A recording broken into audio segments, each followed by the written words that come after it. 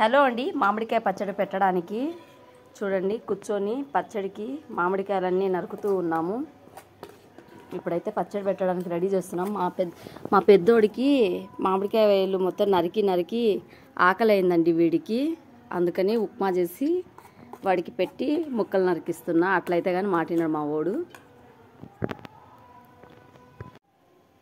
Hello అండి, ఇగోండి మెంతులు కూడా వేపేస్తున్నాను మామిడికాయ పచ్చడికి. ఇగోండి ఆవాలు అయితే వేపలేదు, అలానే పట్టేస్తున్నాను, మిక్సీ పడుతున్నాను. కొంచెం జీలకర్ర కూడా టేస్ట్ కోసం కొంచెం అంటే కొంచెం వేస్తాను మామిడికాయ పచ్చడిలోకి. జీలకర్ర కూడా వేసానండి కొంచెం. హలో అండి, ఆవకాయ పచ్చడి పెట్టడానికి ఎల్లిపాయలు ఒలుస్తున్నామండి. సాయి కూడా హెల్ప్ చేస్తున్నాడు, కానీ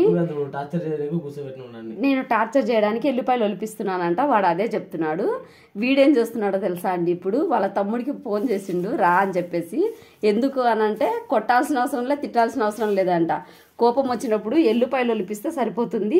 చందును కూడా పిలిపించి, ఇప్పుడు దాకా నాతో ఒలిపించినావు కదా, చందును పిలిపి అంటున్నాడు. ఇప్పుడు చందును కూడా పిలిపిస్తున్నాను.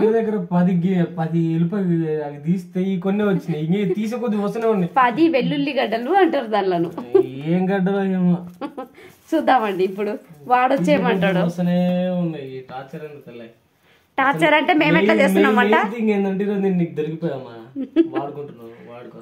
దొరికినప్పుడే వాడుకోవాలి బెట్ట. అదే మామిడికాయ పచ్చడి పెట్టాలనుకున్నాను కదండి. వాటికి కావాల్సినవి ఇగో చూడండి. మెంతి పిండి, తర్వాత వచ్చేసి ఆవు పిండి, కారం పొడి, సాల్ట్ ప్యాకెట్లు, ఆయిల్, కొంచెం పసుపు. ఇందులోకి నేను జీలకర్ర వేసి పట్టాను కదండి, ఆ వీడియో కూడా అందులోనే ఉంది. ఇవ్వండి మామిడికాయలు పచ్చిగా ఉన్నప్పుడే కోద్దాం అనుకున్నా, కాకపోతే వర్షాలు పడడం వల్ల పెట్టలేకపోయా. పచ్చడి కొంచెం మాగినాయండి. అయితే ఇవి చాలా పుల్లగా ఉంటాయి, అందుకు ఏం పర్లేదు. అందుకే ఇప్పుడు పెడుతున్నాను. ముందు సైడ్ పెట్టి. హలో అండి, వీటితో కొలత, ఈ గిన్నెతో కొలత పెట్టుకుంటున్నాను. ఈ గిన్నెతో 4 గిన్నెలు వస్తే 1 గిన్నె కారం వేయాలండి. ఇదిగో అండి 4 గిన్నెలు అయినాయి బొప్పలు, అందుకని ఇదిగో 1 గిన్నె కారం తీసుకుంటున్నా. సాల్ట్ సగం గిన్నె సాల్ట్ వేస్తున్నాను.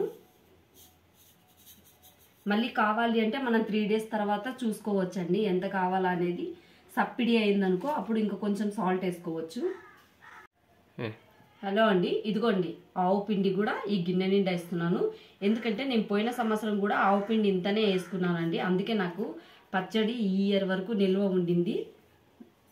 తర్వాత మెంతు పిండి కొంచెం తక్కువే వేస్తానండి. ఇదిగో చూడండి కొంచెమే. ఇందులో జీలకర్ర కూడా వేసి పట్టాను కదా, కొంచెం తక్కువ మెంతు పిండి వేసాను.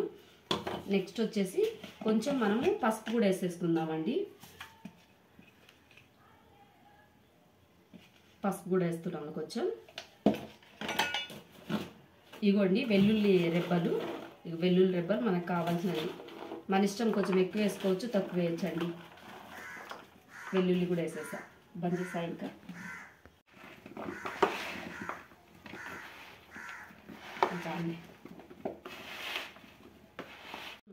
హలో అండి, ఇదిగో ఆయిల్ కూడా వేసేస్తున్నాను ఇంకా ముక్కకి. కొంతమంది ఆయిల్ ముక్కలు నూనెలో వేసి దేవి వేస్తారు, నేను మర్చిపోయా కొంచెం, అందుకని చెప్పేసి ఇలా వేసేస్తున్నాను.